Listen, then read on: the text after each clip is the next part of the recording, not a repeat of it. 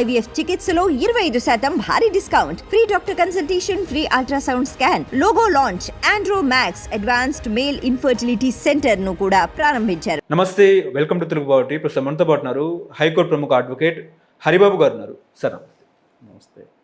Sir, బంగ్లాదేశ్లో హిందువులపై జరుగుతున్న అరాచకాలు, మానభంగాలు, అఘాయిత్యాలు, హత్యలకు గల కారణం ఏంటండి అసలు? హిందువుల మీద ముస్లిమ్స్ చేస్తున్న దాడులుగా మీరు చూడకండి. ఓకే. బంగ్లాదేశ్లో జరిగే గొడవల్ని ఇవన్నీ ఏంటంటే రాజకీయం ప్రేరేపిస్తే తప్ప మతాల మధ్య ఘర్షణలు ఉండవు. ఓకే. మతాన్ని ఒక రాజకీయ అధికార సాధన తంత్రంగా ఉపాయంగా వాడుకున్నప్పుడు మాత్రమే ఈ వర్గాల మధ్య ఈ వైషమ్యం అనేది పెరుగుతుంది. మతం అంటే ఏముంది, ఓన్లీ మానసికం. అది ఒక క్షణంలో మారిపోవచ్చు మనిషి మతం అనేది. దేవుడు అంటే ఏమిటి అనేది భావన, ఇంతే, దట్స్ ఆల్. ఇప్పుడు ఆ భావన మీరు ముస్లిమ్స్కి హిందువులకి మధ్య ఉంది అనుకోకండి. హిందువుల్లో కూడా ఉంది. విష్ణువు మాత్రమే దేవుడు అనేవాళ్ళు ఉన్నారు, లేదు శివుడు మాత్రమే దేవుడు అనేవాళ్ళు ఉన్నారు, లేదు ఇద్దరు దేవుళ్ళు అనేవాళ్ళు ఉన్నారు. వీళ్ళు ఈ శైవ మతాలు, శైవ వైష్ణవ మతాలు భారతదేశంలో వీరశైవ వీరవైష్ణవ మతాలు అని కూడా స్థాపించుకొని కనపడితే చాలు ఒకరినొకరు కత్తులతో నరికేసుకున్న సందర్భాలు ఉన్నాయి. అట్లాగే ఇవాళ మీరు ముస్లిం కంట్రీస్లో కూడా అక్కడ కూడా మరి షియా సున్నీ అని రెండు వర్గాలు ఉన్నాయి. అవును. వీళ్ళు నమాజ్ చేసేటప్పుడు వాళ్ళు బాంబులు వేస్తున్నారు, వాళ్ళు నమాజ్ చేసేటప్పుడు వీళ్ళు బాంబులు వేస్తున్నారు. అట్లాగే క్రిస్టియన్స్లో కూడా కేథలిక్లు ఉన్నారు, ప్రొటెస్టెంట్లు ఉన్నారు. వీళ్ళు కూడా బద్ధ విరోధులు. వెరసి ఏంటంటే ఎవరు ఏ నమ్మకం ఉంటే ఏం పోయింది, ఏ దేవుడిని నమ్ముకుంటే ఏం పోయింది. పైగా అందరూ చెప్పేదేమో దేవుడు ఒక్కడే. ఒకే ఇంట్లో నలుగురు మనుషులు ఉంటే నలుగురు నాలుగు మతాలకు పోయినంత మాత్రాన అన్నదమ్ములు కాకపోతారా, తండ్రి కొడుకులు కాకపోతారా, ఒకళ్ళొకళ్ళు చంపుకుంటారా? లేదు కదా. కానీ ఇలాంటి భావన ఎక్కడి నుంచి వస్తుంది అంటేనేమో ఈ రాజకీయ నాయకులు, ముఖ్యంగా ఏంటంటే పోనీ దగుల్బాజీ రాజకీయ నాయకులు, ముఖ్యంగా ఎక్కడంటే ఈ పేద దేశాల్లో, మీకు ఒక భారతదేశంలోనా, లేకపోతే పాకిస్తాన్లోనా, ఆఫ్ఘనిస్తాన్లోనా, బంగ్లాదేశ్లోనా, మయన్మార్లోనా, వాటిలోనే జరుగుతాయి ఇలాంటి న్యూసెన్స్ విషయాలు. వీళ్ళకేంటంటే సత్తా లేని, ముందు చూపు లేని, జ్ఞానం లేని రాజకీయ నాయకులు. వాళ్ళకి పబ్లిక్ ఇష్యూస్ ఏంటి, ఈ ప్రపంచం యొక్క ఇష్యూస్ ఏంటి, ఈ ప్రపంచంలో మన దేశం యొక్క స్థాయి ఏమిటి, దీన్ని ఎలా పెంచగలం, మానవ వనరులు అంటే ఏమిటి, తలసరి ఆదాయం అంటే ఏమిటి, ఆర్థిక అభివృద్ధి అంటే ఏమిటి, ఇవి పట్టవు. పొద్దుగూకులు ఏంటంటే కులము, మతం, ఈ పేరుతోటి గొడవ పడటం ద్వారా, రెచ్చగొట్టడం ద్వారా ఒక వర్గాన్ని మా వెనక ఉంచుకుంటాం అనుకుంటున్నాం.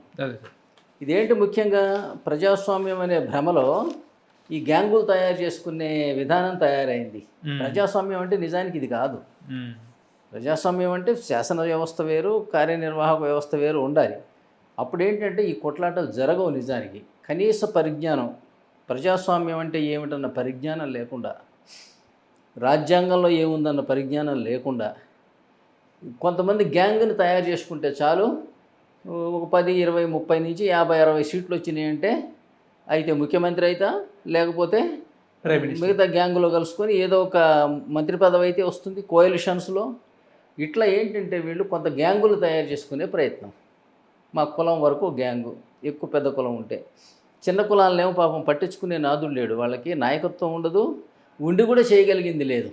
ఇప్పుడు ఎస్సీ ఎస్టీల్లో ఉపకులాలు ఉన్నాయి కదంటే అతి తక్కువ సంఖ్యలో ఉండి, అసలు డబ్బంటూ లేని పేదరికంలో ఉండి అడవుల్లో బతుకుతున్న వాళ్ళు ఉన్నారు. వాళ్ళు ఏం ఆర్గనైజ్ అవుతారు, ఏమి లీడరు, ఎక్కడ పోరాడతారు? కానీ రిజర్వేషన్స్ ఉన్నాయి. వాళ్ళు ఏమిటంటే రిజర్వేషన్స్ అనేది మీరు మళ్ళీ ఒక ప్రశ్న కింద అడగాలి.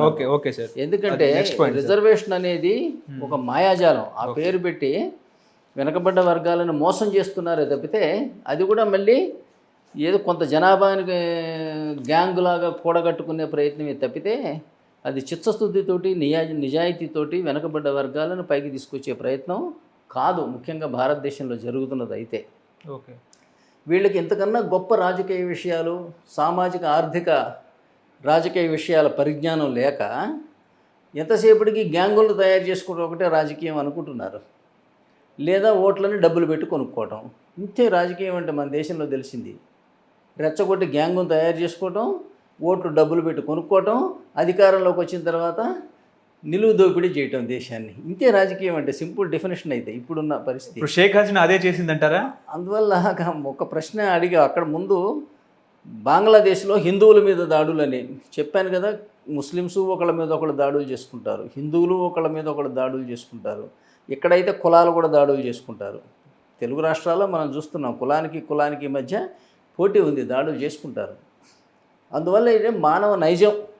అసలు జనరల్గా ఏంటంటే విరుద్ధ భావనలు కలిగి ఉండటం. దానితోడు దీనికి ఈ పొలిటికల్ రంగు అద్దుకున్నప్పుడే ఒక మాస్, అదొక పెద్ద స్కేల్లో జరిగి, పెద్ద ఎత్తున జరిగి అనేక మంది, వేలు లక్షల మంది ప్రాణాలు కోల్పోతారు.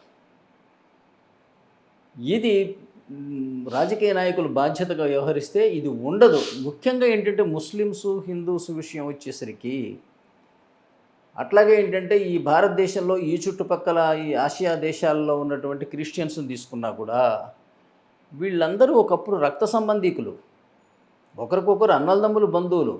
ఇప్పుడు ఒక అమ్మాయి ముస్లింని పెళ్లి చేసుకుంది, హిందువుల అమ్మాయి. వీళ్ళ బంధువులందరూ మారిపోలేదు కదా, అమ్మాయి ఒక్కతే వెళ్ళింది. మరి అమ్మాయి ద్వారా పుట్టిన పిల్లలు వీళ్ళకి బంధువులే. కానీ ఇస్లాంలో ఏంటంటే ఒకసారి ఆ మతంలో చేరితే ఆ పేరు అనేది నామరూపాలు లేకుండా చేస్తారు. అదే క్రిస్టియానిటీలో వచ్చేసరికి ఏంటంటే ఇంకా కూడా అందులోకి మారిపోయినా సరే ఇంటి పేరు ఉంటుంది, సొంత పేరు కూడా ఉంటుంది. ఇంకా క్రిస్టియానిటీలోకి పోయిన వాళ్ళు విష్ణుమూర్తి అన్న పేరు ఉన్న వాళ్ళు ఉంటారు, శంకర్ అన్న పేరు ఉన్న వాళ్ళు ఉంటారు, భాస్కర్ ఉంటారు, అందరూ ఉంటారు ఇంటి పేరుతో సహా. అందువల్ల ఏంటంటే వీళ్ళు ఎవరు అనేది మూలాలు తెలుస్తాయి. కానీ ఇస్లాంలోకి వచ్చేసరికి ఏంటంటే ఒక్కసారి మతం మారితే ఆ షేకా, అబ్దుల్లా, సయ్యద్దా అందులోకి వెళ్ళిపోతారు తప్పితే వీళ్ళ పూర్వీకులు ఎవరనేది తెలియదు. కానీ వాస్తవానికి ఏంటంటే ఇవాళ పాకిస్తాన్, బంగ్లాదేశ్, ఇండియాలో బతుకుతున్నటువంటి ముస్లిమ్స్ అందరూ కూడా రక్త సంబంధీకులు ఒకప్పుడు. కానీ ఏంటంటే అది కూడా మర్చిపోయి ఒకళ్ళనొకళ్ళని చంపుకునే పరిస్థితి వస్తుంది. అందువల్ల మతం పేరుతోటి మారణ హోమాలు జరపడం అనేది ముఖ్యంగా ఏంటంటే వీళ్ళకి పేదరికం నుంచి, దరిద్రం నుంచి వస్తున్న ఈ బాధ.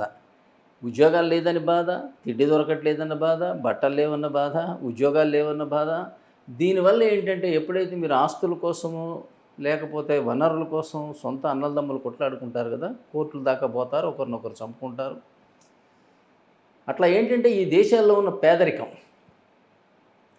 వనరులు లేకపోవడం, ఉద్యోగ వసతులు లేకపోవడం, ఇదేంటంటే మరికొంత ఎక్కువ ఒకరి మీద ఒకరికి విద్వేషాన్ని కలిగిస్తున్నది.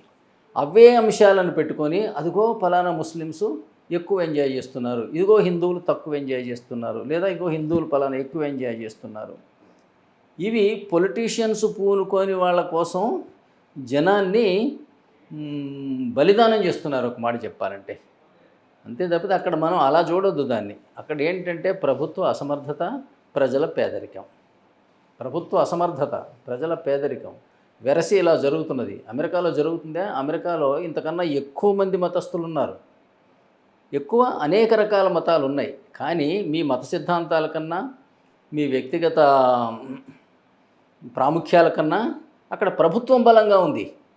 కానీ ఇక్కడ ఏంటంటే ప్రభుత్వాలు బలహీనంగా ఉన్నాయి. ప్రభుత్వానికి ఒక పద్ధతి, విధానమే లేదు. అందువల్ల ఇక్కడ ఏంటంటే ఈ గ్యాంగులు ఏది దలుచుకుంటే అది చేయగలుగుతున్నారు, ప్రభుత్వం వీళ్ళని కట్టడి చేయలేకపోతున్నది. అంతే తప్పితే అక్కడ హిందువులు, ముస్లిమ్స్ కొట్లాట కింద మీరు చూడొద్దు.